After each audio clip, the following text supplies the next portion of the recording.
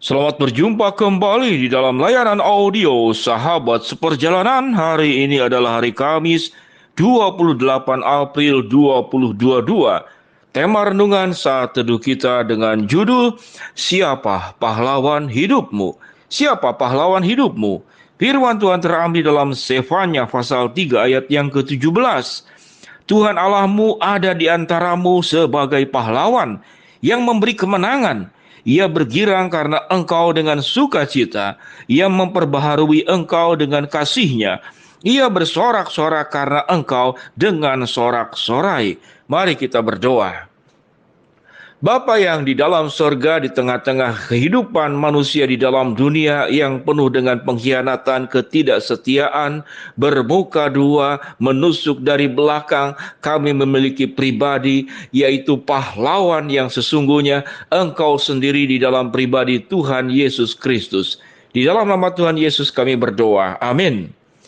Shalom sahabat seperjalanan yang dikasihi Tuhan, di tengah-tengah kehidupan manusia yang penuh dengan sikap egois mementingkan diri sendiri. Apakah masih ada yang disebut dengan pahlawan yang memikirkan mementingkan orang lain, mungkin mementingkan dirimu, sampai segala sesuatu apapun yang ada pada dirinya itu diberikan, dipersembahkan, bahkan nyawamu pun diberikan juga kepadamu. Sahabat seperjalanan, masih adakah pribadi yang seperti demikian? Lalu kalau orang menjadi pahlawan, apa keuntungannya? Yang ada adalah tidak ada keuntungan buat pribadinya sama sekali. Yang ada adalah seluruh kerugian, seluruh kehilangan, seluruh sakit penyakit, seluruh ancaman, seluruh hal-hal yang buruk bisa terjadi dalam hidupnya. Sehingga kalau boleh dikatakan pahlawan adalah pribadi yang melewati berbagai macam yang paling bahaya dalam hidup, dalam rangka agar kita tidak melewati bahaya tersebut. Itulah yang disebut dengan pahlawan. Dan gambaran pahlawan di sini disebut adalah Allah sendiri.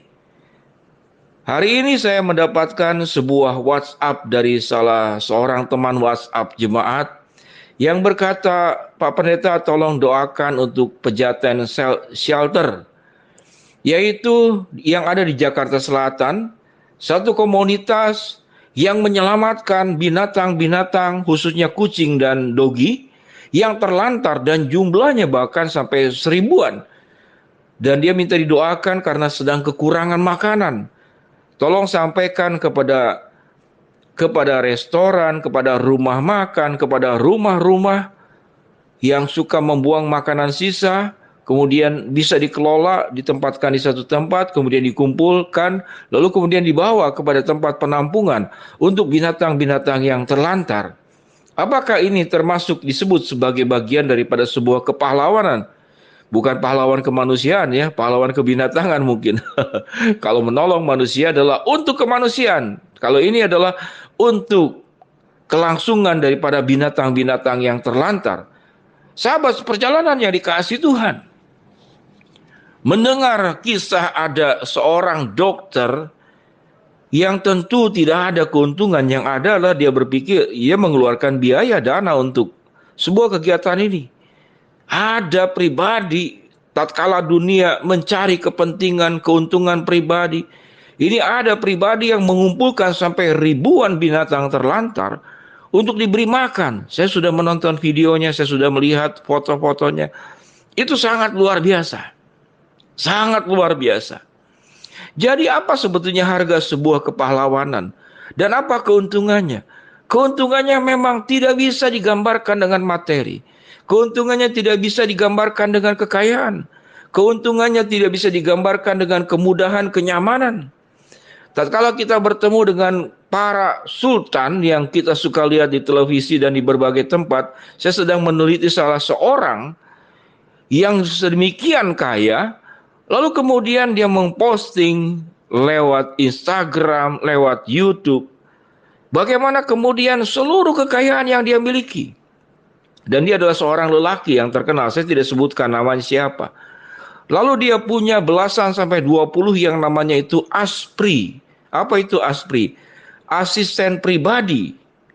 Orang kaya ini laki-laki, asisten pribadinya semuanya wanita.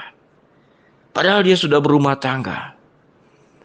Sahabat seperjalanan yang dikasihi Tuhan, kalau itu adalah suamimu, itu adalah suamimu yang kaya raya, lalu punya asisten pribadi, dan saya melihat di YouTube-nya memamerkan, katakanlah memperlakukan Aspri itu seperti istrinya sendiri.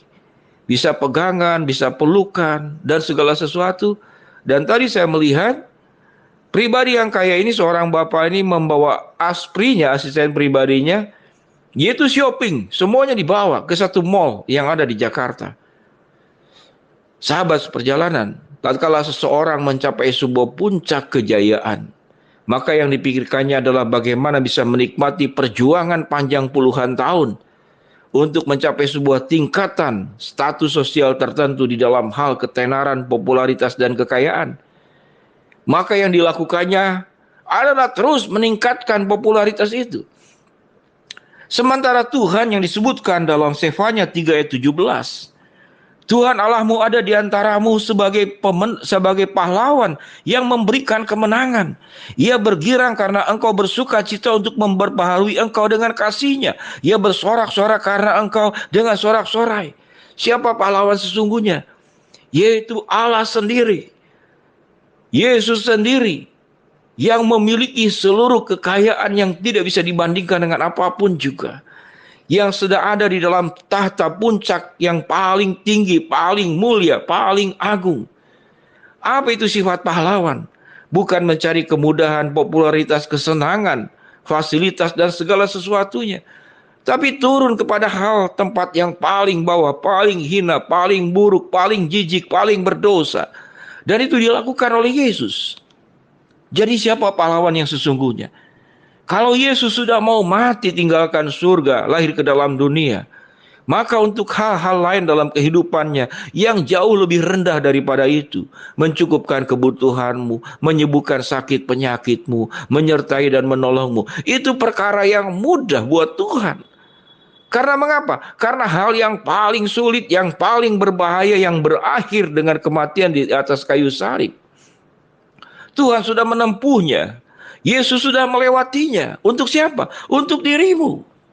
Dialah pribadi, Allah lah pribadi, Yesuslah pribadi yang pahlawan sesungguhnya di dalam dirimu. Lalu apa sikap kita? Jangan meragukan pertolongan Tuhan. Kalau Tuhan sudah melakukan hal yang paling sulit dan paling berbahaya, maka untuk kehidupanmu Tuhan akan memelihara, Tuhan akan menolong. Belajar percaya. Lakukan bagianmu sebisa-bisanya. Maka Tuhan yang luar biasa akan melakukan bagiannya.